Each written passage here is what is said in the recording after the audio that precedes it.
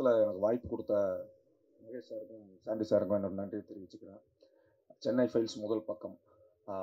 இந்த படத்தில் வந்து நான் நடித்தா கரெக்டாக இருக்கும் அப்படின்னு டிசைட் பண்ண அஷ்ரஃபுக்கு என்னோட நன்றியை தெரிவிச்சுக்கிறேன். அவரோட ஷார்ட் ஃபிலிம் பார்த்தேன். பார்க்கும்போதே ஒரு கான்ஃபிடன்ஸ் இருந்தது. ஓகே, இந்த ஆள் கரெக்டாக படம் மேக் பண்ணுவார், குவாலிட்டியாக எடுப்பார் அப்படின்ற ஒரு நம்பிக்கை இருந்தது. அதே மாதிரி சொன்ன நம்பர் ஆஃப் டேஸில் கரெக்டாக ஷூட்டிங்கை முடிச்சு கொடுத்தாரு. ஸோ ரொம்ப நாளைக்கு அப்புறம் ஒரு இன்டென்ஸான ஒரு க்ரைம் த்ரில்லர் படம் பண்ணியிருக்கோம். அதெல்லாம் ஒரு ஃபேமிலியாக பண்ணியிருக்கோம். ஸோ நடித்தவங்க அத்தனை பேருக்கும் என்னோட நன்றி. தம்பிராம சார், ஷில்பா, அப்புறம் அனிகா, எல்லாருக்குமே என்னோட நன்றியை தெரிவிச்சுக்கிறேன். ஆகஸ்ட் 1 படம் தேட்டரில் ரிலீஸ் ஆகுது. எல்லாம் ஃபேமிலியோட போய் பாருங்கள், எப்படி இருக்குன்னு சொல்லுங்கள். தேங்க்யூ. கேள்விகள் ஏதாவது?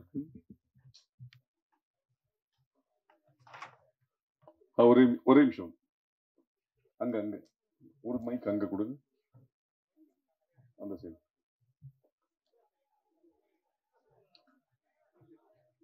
மீனாட்சி வந்து கிளைமேக்ஸ்ல கேட்பாங்க.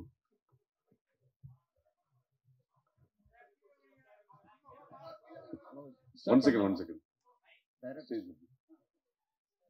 சொல்லுங்க வாசுதேவன். யாருக்கு? Director Anisha sir. நிக்கில் இங்க இருக்காரு. ஹலோ. கேரளா ஃபைல்ஸ் மாதிரியான கதை, அதனால தான் நீங்க சென்னை ஃபைல்ஸ்னு பேர் வச்சிருக்கீங்களா டைட்டில்?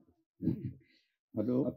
அதாவது சென்னையில் நடக்கக்கூடிய ஒரு கிரைமுடைய மேட்ரு சென்னையிலிருந்து வந்துட்டு ஒரு கேஸ் எங்கிருந்து தொடங்கி எப்படி முடியுதுங்கிறது தான் எங்களோட கதை. ஸோ சென்னை ஃபைல்ஸ் அப்படிங்கிறது வந்துட்டு இது பொருத்தமாக இருந்தது.